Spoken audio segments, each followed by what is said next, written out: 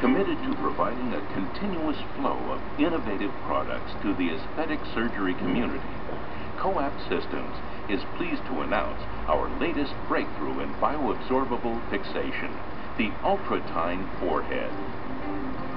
Designed to provide the same secure, predictable brow fixation that the EndoTine forehead has delivered in over 50,000 patients since 2003, the UltraTine's unique advancement is a new, proprietary polymer blend that softens more readily than the EndoTine, reducing patient sensitivity and palpability in the post-operative healing phase.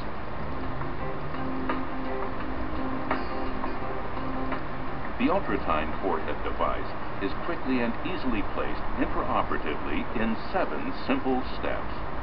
Make coronal or limited incisions in your usual fashion. Determine the device site. Plan to drill such that the UltraTine post sits anterior to the incisional closure and under hair-bearing scalp. Placement location can be marked with an indelible pen or cautery to assure symmetry. Use the UltraTine drill bit and manual drill to create the hole in the cranium. Drill until you feel a stop on the drill bit sleeve against the cranium, thus assuring a hole of the correct depth. Remove any bone debris from the hole. Grasp the device with the forehead insertion tool to remove it from its packaging. The needle-like tips fit into a hole and notch on the top and bottom of the UltraTine post. Place the device by inserting the post into the cranial hole. Palm the insertion tool and push straight forward until the device is flush with the cranium. You may hear a pop as the device seats, but the device can properly seat without the pop. Release the insertion tool from the implant. Elevate the forehead tissue to lift and shape the brow into the desired position. You can readjust the tissue as needed to achieve the optimal aesthetic effect.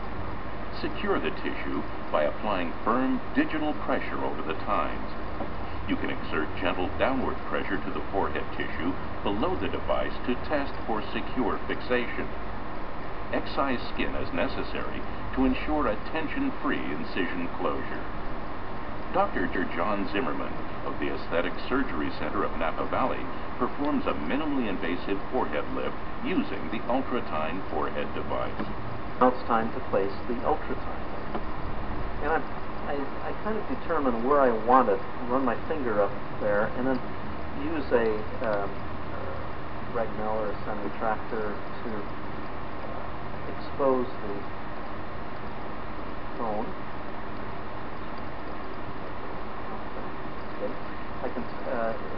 The UltraTine requires a little pocket or hole in the bone that will receive the male portion of the UltraTine.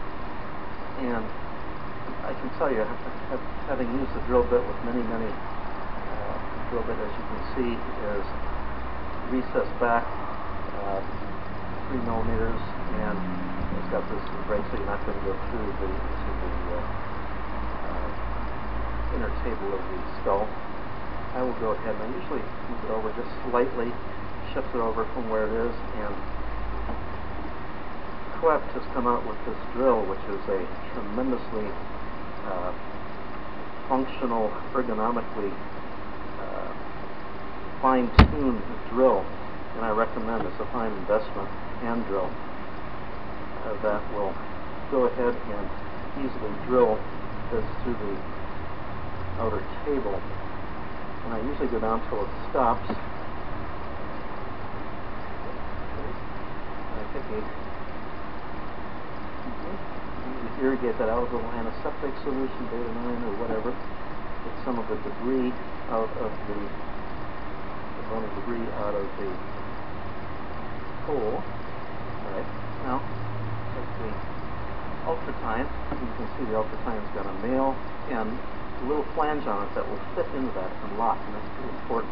If it doesn't lock, it could potentially come out of the hole, drift downward. And it's got the 5 tines on that, and obviously they're pointed up because that's secured up and it holds it in that position. So what I do, I just, my assistant has very nicely gone ahead and separated the hairs from it. I'll punch it in to that, and you'll hear a little click as it just went in, and it's now secured. I'll turn it and make sure it's oriented exactly the direction I want, and then you just release this little holding device. And the final thing I do is I usually put a hook or something to keep the flap off the tine. The tine, let's see if we can show this. The tine is within her hairline. Here you can see the actual prongs of it. The tine's coming up. It's well secured, and that's not going to come out. So I lift the flap, the forehead flap, off the tines itself, and I usually start elevating like from the brow up, and then we'll push that down onto the tine.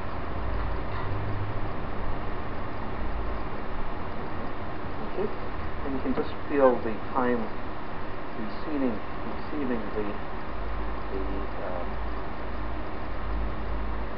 scalp flap, and it's secured. I push down. I've never had the tines come through the skin or scalp. And there we are. And you can see I can push this down, but no, I cannot push this down. And that's going to that brow down, because that one is fixed. You can see that. So, you know, surely. I've now pressed the tines into the scalp flap, or actually the scalp flap onto the tine. It's going to be held very securely. I cannot push it down. And whereas I can push this down, this one has not been secured yet. I can't do that here. And that's just what it does for the long-term fixation. It stays in that position. Then I can easily, nicely go and just close the wound, and I just do a one-layer closure. It usually staples. They're clean, they're secure, and voila, there we have the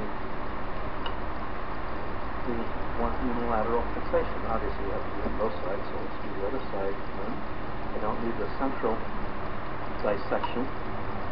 This took me all of 20 minutes to do, and that's tough.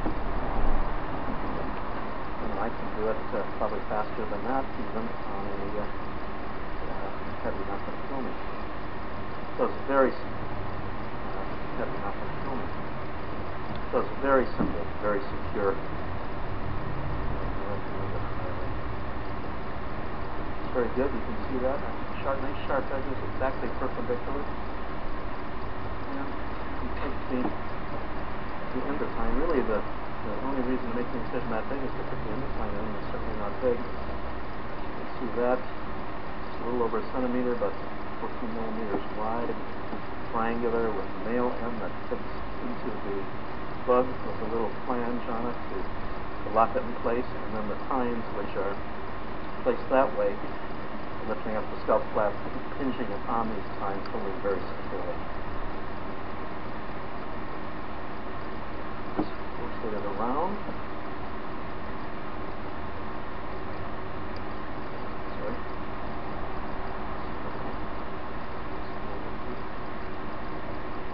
And I push it in, and it plugs in. You can feel an actual little snap.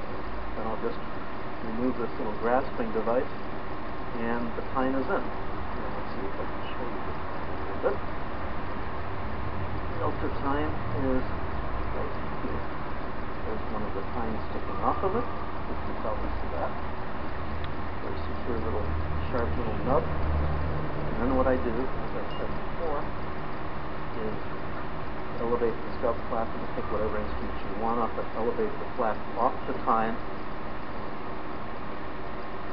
Take my finger and sweep up the scalp in the brow in the direction that I want it, and then hinge that flap on the tine portion of the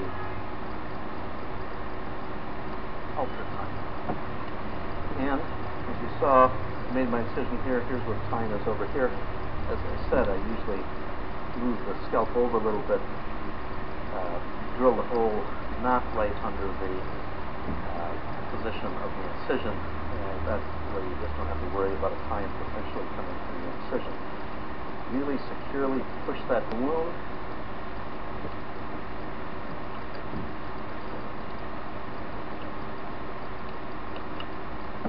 Yep. Here we have a lady who's brows now cannot be depressed whatsoever. We'll go ahead and then mark her eyelids. Be very conservative, and we'll stem the fat out of her eyelids and mark the rest of those. Just what our surgeons have been asking for. Ultratime greatly reduces the potential for sensitivity and palpability. Safe, predictable, effective. Now, more comfortable for the patient. To learn more, please contact COALT Systems at 1-800-963-7670 or on the web at www.coaptsystems.com/ultratime.